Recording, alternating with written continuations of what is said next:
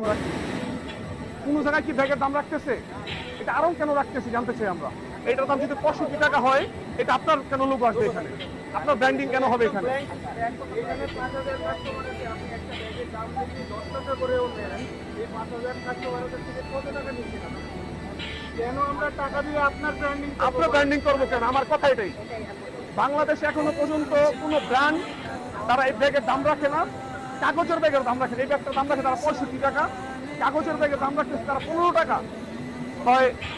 মূল কথা হচ্ছে কি, আজকে যদি এইখান থেকে আরং এটা স্টপ না করে বাংলাদেশের প্রত্যেকটা ব্র্যান্ড কিন্তু এই সিস্টেম চালু করবে। বাংলাদেশে আপনি যেখানেই মার্কেট করতে যান, আপনি যে কোনো পণ্য কিনলে ব্যাগ ফ্রি।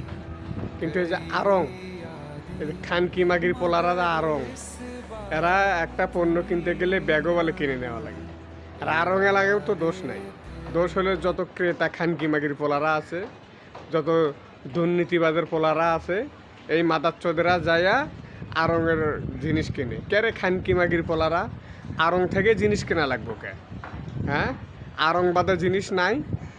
হ্যাঁ, আড়ংয়ের যে গোয়া মারতেছে, তারপরে তোরা সবাই আড়ংয়ের ভিতরে যাস, কি লেগে যাস? আড়ংয়ে টাকা রাখতেছে, খুব ভালো কাম করতেছে।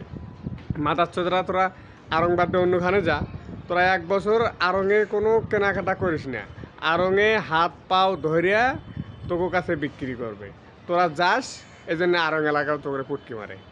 মাদাচ্চোদের বাচ্চারা, আড়ংয়ের পণ্য খুব ভালো না, খুব ভালো মাদাচ্চোদের বাচ্চারা।